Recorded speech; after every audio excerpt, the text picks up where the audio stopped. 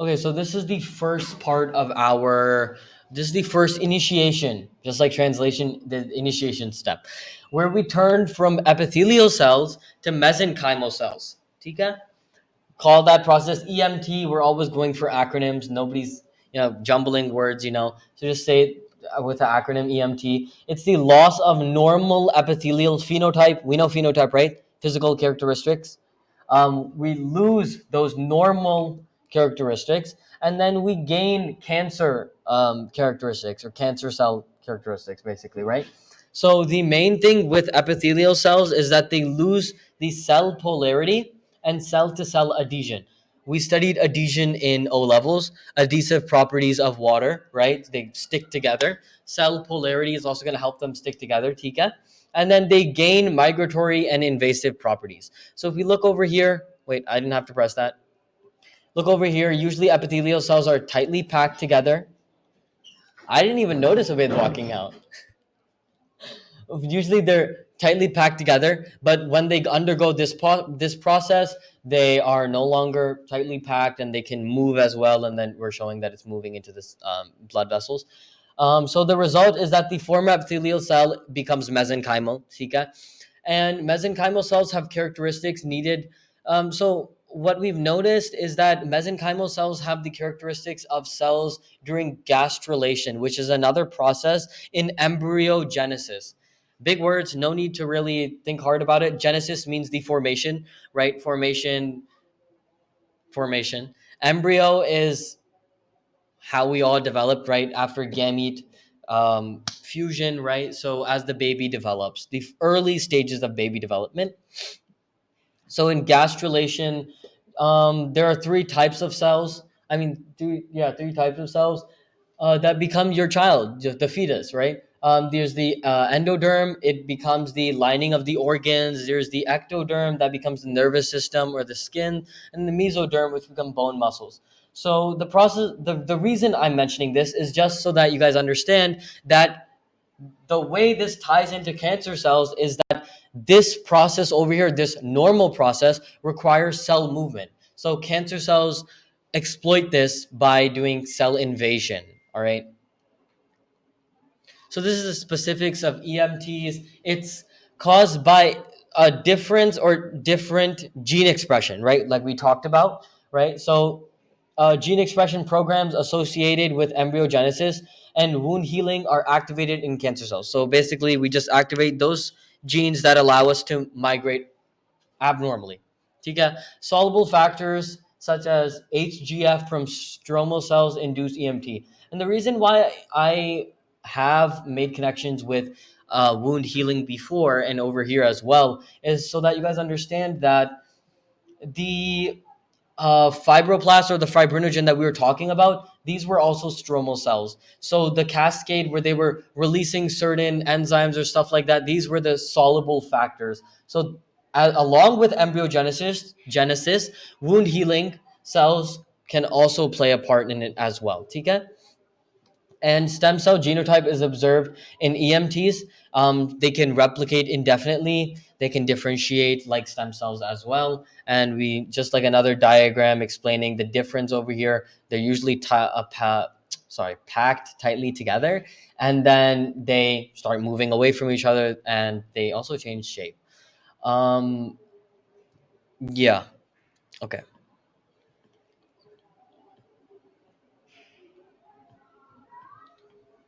And this process is caused by the upregulation of certain genes, Tika, like we talked about gene expression programs. So what actually happens over here, which I thought I should mention as well, is that it's not like regular soluble factors in our blood certainly suddenly cause cancer. What the cancer does is that it causes the cell receptors on the cell to they cause way too many of them to be produced. So it's a hyper stimulation. So suppose if the protein is suppose if the factor or the chemical messenger is supposed to make the cell duplicate into two, because of the cancer it will respond more, so it'll duplicate into 50, right? So that's what we don't want. It's just a hyper stimulation. Okay. And then let's talk about HGF. It's basically just a protein scatter factor. It gets its name because it causes the dispersal of epithelial cells. And this can lead into EMT because that's also abnormal, right? They move away from each other and then they can become mesenchymal. That's the first part of EMT. So targeting HGF or its receptor CMET is a promising strategy for developing new therapies that have according to some cancers that have a high level of this, because different cancers have different things. Like when I talked about in mine, in glioma, it had a completely different mode of mechanism, right? So it depends on your gene. Tika, as you can see over here, this is quoted from a research paper. The more HGF that we apply, or the longer we keep the cells exposed to HGF, the more they become scattered. That's it. Okay. Now let's move on to the nitty gritty of how they move away from each other. All right, cell to cell and cell substratum adhesion. Cell substratum is basically just referring to your ECM, your extracellular matrix, TICA, which we learned just like tissue fluid. It just surrounds the cell and it provides it with like carbohydrates, proteins, nutrition, basically, right? For epithelial cells. All right, so you can think of it like a sleeping bag, right? Sleeping bag, the cell is inside of the sleeping bag, it's surrounding it, enveloping it. Okay, and then there are certain proteins called caterins. They're calcium ion dependent and they're transmembrane glycoproteins, and these are the ones that are helping cells physically hold together. Like basically these are physical structures that hold the cells together. So suppose, I wish I could write. Oh wait, can I? No, this is a wall, isn't it? No, it's a wall, it's not a whiteboard. Otherwise I would have, like, I don't know, figured out a way. Huh? Yeah, I mean, if there was better internet, I would pull it up. But basically all I'm saying is that cells are held together by these membrane proteins that lock in with each other like this. All right, that's it. And then let's look over here, because this is just an extension of the paper that I quoted earlier. Okay, let's look at this C diagram. So the longer that we apply HGF, we can see that the velocity of the cells is less in low calcium when we reduce the calcium supply, tika, versus when there's normal calcium. And so the tie-in with this is that in low calcium, these caterins are not going to be activated, so they're not going to hold the cells as efficiently together. Tika? So that's also one thing to know. That was a cool point that we can tie in there. And then there are other proteins that are involved in cell adhesion, E-caterins and N-caterins. E-caterin maintain epithelial cells in sheets, tika, and N-caterins, they're associated with cell migration. So they're opposite from each other, basically. And so in cancer, E-caterins are downregulated. Downregulated means that there are much less than there should be of E-caterin, and there are much more N-caterin, because the point of cancer is to make sure that these cells are not stuck together and that they move away from each other so that we can spread it. Does that make sense? Okay, great. Now let's move on to cell substratum adhesion. Tika, this is our second part. There are certain types of cell surface receptors like integrins, just like how we had caterins back in cell adhesion. These are integrins, and they physically hold the cell in their ECM. Tika, in their little sleeping bags, basically, right? They're physically holding them together. And integrins are also involved in anoikis. Anoikis is just a type of apoptosis, programmed cell death, that only occurs when a cell is detached from its ECM. Tika? And they can either immediately trigger it, like with lysosomes, or they can recruit, or they will recruit other proteins like capsase 8, causing the cell to shrink, nuclear fragmentation. Basically, in any halat, they need to make sure that the cell dies after ECM detachment. And some metastatic cells might synthesize their own ECM to trick the cell into not going down this path, like not activate this process of apoptosis. They'll synthesize their own ECM. Okay. And then there are certain proteases that the cancer cell uses to degrade their ECM so that they can escape their sleeping bag, escape the tent, and move away from each other. I don't know why I keep on I'm trying to like help you guys visualize it because I'm a visual learner too, Tika. So these proteins, MMPs and serine proteases, you guys, again, we're going to use the acronym for it. And these are activated by cleavage. Cleavage is, again, breaking down, Tika. So when we break specific peptide bonds in the MMPs, they become activated. And then it's regulated by other proteins, TIMPs, to avoid excessive ECM degradation, because in certain processes, naturally, we want these ECM to degrade. We want the cells to migrate. Like that's why we had N-cadherin inherently in our system. But obviously, cancer cells make sure that that happens more than it should. All right. To cleave ECM, it's important for tissue remodeling, wound healing, angiogenesis. Angiogenesis is an important topic. We'll talk about it later, though. Tika.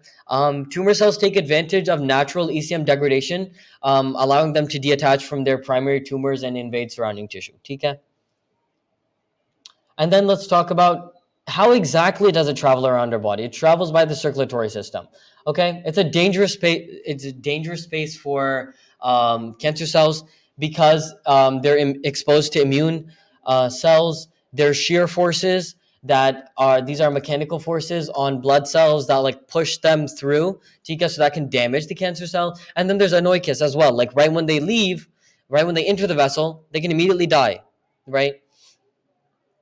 And then also there are emboli. These are just basically like cancer cells are traveling through the vessel and they get caught up in red blood cells. And so they get trapped between red blood cells and they're pushed to one side, and that prevents them from spreading. And it also keeps them exposed to immune cells. Like how we talked about that antibodies hold the pathogens together so that more efficient phagocytosis happens, right? So it's basically the same thing. We're just keeping them exposed to the immune system. So for these reasons, tumor cells preferably metastasize in certain organs. So there are two factors that play into which organ they colonize basically. So first, past organs. These are just the organs that they pass first. Basically, simple. If I need to get out of a storm, I'm going to choose the nearest gas station. I'm not going to go 5 gas stations below and take my chances, right? And then there's the seed and soil hypothesis that we'll talk about right now. So the seed and soil hypothesis, basically we're trying to describe how cancer cells, the success of cancer cells in colonizing certain organs. So the seed part of it is the cell itself. So it depends on its genotype, like the inherent capability of the cell. There's some cells are more aggressive than other cells. Tika, I need to stop moving because it's going to sound weird in the audio. Okay. So that just depends on the cell itself. And then there's the soil, Tika, the organ microenvironment. So there are certain factors that help the cancer cell in colonizing. Like it has more blood supply, it has higher calcium, it has more oxygen, it has certain growth factors that will promote and help the cell reproduce more fast. Tika? And an example of this is breast cancer. They often metastasize to the bones. That's because there's a lot of calcium ions. That can promote the breast cancer cells' growth. Any questions so far? Okay, great. Okay, let's look into intravasation. That's our second type. That's our second process, Tika. First, we enter the blood vessel. First we change into mesenchymal, and now we're going to talk about the entering itself. So intravasation, the cancer cells penetrate the basement membrane surrounding the vessel, and then they cross the endothelial cells in the wall. So you guys have studied vessels, right? So whenever we talk about things arranged in sheets, I can't really think of an example right now, but whenever we talk about basement membranes, these are basically like, I can't give a Lego example. I don't think a lot of people here play with Legos. Okay, basically like our sheet, our flat surface, and then the cells are held together on top of it. Tika, this is our basement membrane. Tika, so when the cell is going through it, trying to go into the lumen of the vessels, it first needs to cross the basement membrane, and then it has to cross the vessel walls itself. Usually the basement membrane has to be degraded first, and how the cancer cells degraded by the MMPs that we were talking about earlier. So not only do MMPs help in cell to cell adhesion, but they also will help in degrading. Oh no, I've given you guys a sneak peek. It's leaked. But yeah, it also helps in degrading the basement membrane, because that's what's holding them together at the bottom. Okay. And then there's extravasation. So intravasation is going into, extra outwards. Extravasation is intravasation in reverse. We're moving out of it. Tumor cells may grow in the capillaries in between these two processes. And then one thing to note is that successful cancer cells don't necessarily have to grow in the vessels. They can also remain dormant. Dormant is like comatose, right? They will become activated later on. And I took the example of a certain disease that we just learned in AS, the one related to lungs. Can you guys help me out? The one related to lungs, it can remain dormant. TB, yes. These guys were giving me eczema and emphysema or something like that. Hmm. Yeah, I was talking about TB, right? So it's just gonna wait till you grow older, weaker immune system, and then it'll invade. It'll become activated, and then EMT. Once it moves out, it needs to trick the immune system into thinking these are normal cells. So it's going to do the EMT process in reverse. It's going to gain characteristics of normal epithelial cells so that it can trick the immune system. It's not fully becoming normal anymore, but in order to avoid the immune system from immediately destroying it and atomizing it, it can do the process in reverse. All right, and then angiogenesis is key in this, and we'll discuss it later. It's going to have its own little thing. It's only going to take like 15 minutes. All right, and then we talked about invasion in context to circulatory system, right? Let's talk about the lymphatic system, because that's where the cancer cells mainly, that's their preference. Okay, so lymphatic system, it drains tissues and monitors for infection. It's just like the circulatory system, it's all around your body. It's networking everywhere. Tika? And it's a major site for metastasis for two reasons. The first reason is that lymphatic vessels lack a basic basement membrane. Tika? So there's less physical barriers for the cell to cross into that vessel. And then also when it enters the vessel, the lymphatic system has a lower flow rate. There's lower shear forces, and it gives the cancer cells more time to attach to the walls and potentially invade surrounding tissue. So it's like more preferable than the circulatory system. And then moving on to the last thing, which I want to just help you guys in your scientific process, is called Occam's razor. It's a theory it's a principle that says that when faced with competing hypotheses, the simplest hypothesis is usually the one with the least assumptions. Okay. The simplest one is basically the one with the least assumptions, because it's the safest option. So let's apply this to our EMT. Let's think about it as scientists. Let's apply it to our EMT concept. Okay? EMT is a genetic program. Do multiple or dozens of genes get mutated during EMT, or do we see mutations in a few master regulators? What do you guys think?